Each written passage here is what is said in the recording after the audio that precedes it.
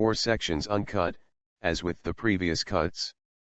Perform the cutting process in this way, at the other end of the damaged section, to leave a true measure for the prefabricated rotary kiln cylinder. See this video. Another method for the cutting process, at rotary kiln shell section.